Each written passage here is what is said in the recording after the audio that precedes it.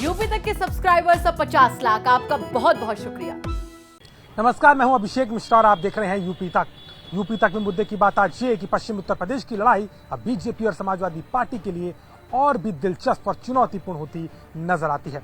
दरअसल बीजेपी के तमाम बड़े नेता लगातार पश्चिमी उत्तर प्रदेश में डोर टू डोर कैंपेन और कार्यकर्ता संवाद के जरिए अपने प्रचार में लगे हैं, तो वहीं समाजवादी पार्टी के राष्ट्रीय अध्यक्ष अखिलेश यादव अपने गठबंधन के साथी जयंत चौधरी के साथ में भी हुंकार भरते नजर आ रहे हैं, जो कि मुजफ्फरनगर में मौजूद थे और इसके बाद मेरठ पहुंचे। दरअसल मेरठ में आज मुख्यमंत्री योगी आदित्यनाथ ने भी प्रचार किया और इस प्रचार के जरिए उन्होंने घर घर जाकर के बीजेपी के लिए वोट तो मांगे ही, उसके साथ ही साथ अपने कामों का ब्यौरा भी दिया। इसके अलावा उन्होंने कार्यकर्ताओं को संबोधित किया, वहां उनके साथ संवाद किया और लगातार उत्तर प्रदेश के पश्चिमी इलाके में बीजेपी के नेताओं की सरगर्मियां फिलहाल तेज होती नजर आती हैं। यही नहीं, शाहजहांपुर और बरेली के दौरे में आज बीजेपी के राष्ट्रीय अध्यक्ष जेपी नड्डा भी मौजूद रहे। नड्डा ने शाहजहांपुर में सबसे पहले कार्यकर्ताओं के साथ एक सांगठनिक बैठक ली। उसके बाद में उन्होंने प्रभावी मतदाताओं के साथ एक प्रबुद्ध सम्मेलन को गांधी भवन में संबोधित कर उसके बाद वो पहुंचे सदर बाजार के रिहायशी इलाके में, जहां घर घर पहुंच के उन्होंने भी प्रचार किया और बीजेपी के लिए वोट मांगे। लेकिन इस बीच में महत्वपूर्ण ये रहा कि दूसरी तरफ मुजफ्फरनगर पहुंचने में हुई देरी को लेकर के अखिलेश यादव ने सीधे तौर पर बीजेपी को निशाने पर साध दिया और यहां तक का आरोप लगा दिया कि उनकी जीत को रोकने के लिए कहीं ना कहीं उन्हें दिल्ली से उड़ान भरने में देरी कराई गई। हालांकि बाद में वो मुजफ्फरनगर पहुंचे और तय कार्यक्रम के साथ में देरी से आगे बढ़ते रहे, लेकिन कहीं ना कहीं इसके सियासी मायने भी निकाले जा रहे हैं। हालांकि इससे और महत्वपूर्ण एक बात वो हो गई जो था सीएम योगी आदित्यनाथ का ट्वीट। मुख्यमंत्री ने क्या ट्वीट किया, पहले वो देखिए। मुख्यमंत्री ने ट्वीट किया कि वे जिन्ना के उपासक हैं, हम सरदार पटेल के पुजारी हैं, उनको पाकिस्तान प्यारा है और हम मां भारती पर जान न्यौछावर करते हैं।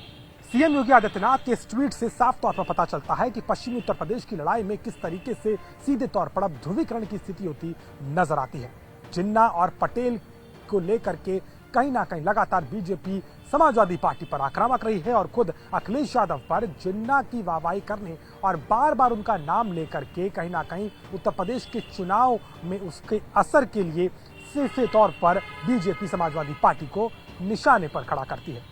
तो वहीं समाजवादी पार्टी लगातार बीजेपी पर इस पूरे चुनाव को ध्रुवीकरण करने और हिंदू बनाम मुस्लिम करने का आरोप लगाती है।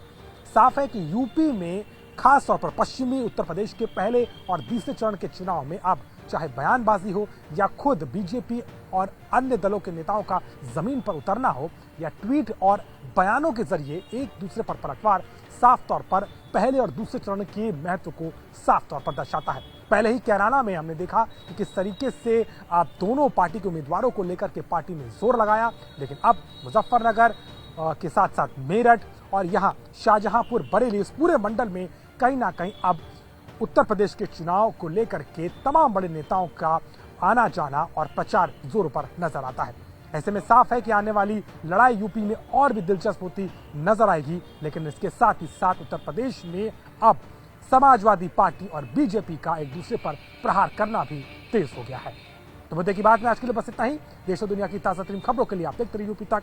और हाँ, विधानसभा चुनाव से जुड़ी हर एक विशेष कवरेज को आप देख सकते हैं हमारी खास पेशकश यूपी किसका में। आज के लिए बस इतना ही। नमस्कार।